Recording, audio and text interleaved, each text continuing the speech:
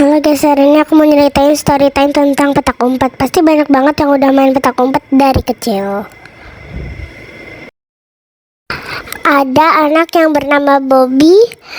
Ini kisahnya dialami di desanya. Ketika itu Bobby masih duduk di bangku SMP.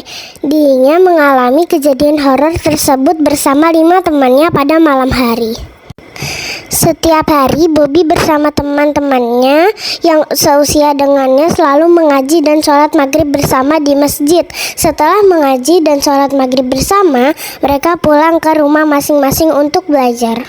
Selesai belajar sekitar jam 8 malaman, Bobby berkumpul dengan 5 temannya sekaligus tetangganya.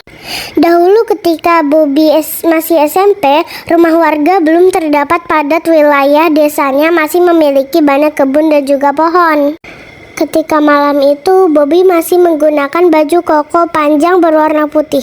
Dirinya tidak ganti baju lagi sepulang dari masjid. Pada malam itu, Bobby dan 5 temannya memiliki ide untuk bermain petak umpet.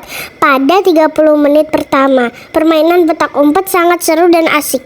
Hingga pada saat salah satu teman Bobby yang bernama Chandra sedang mencari Bobby, Chandra melihat ada baju berwarna putih di balik pohon. Chandra langsung menyentuh dan berkata, "Bobby, kamu ketahuan, ayo keluar." Bobby yang bingung dan keluar dari tempat persembunyian pun berkata, "Aku di sini, kamu salah." Akhirnya Bobby, Chandra, dan 3 teman lainnya berkumpul. Bobby mengaku bahwa dirinya bersembunyi di balik semak-semak, bukan di balik pohon. Sementara Chandra mengaku melihat ada baju berwarna putih yang dikenakan Bobby di balik pohon.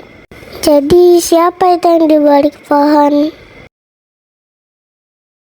Cerita ini tentang Masha and the Bear. Pasti kalian gak asing dengan film Masha and the Bear ini.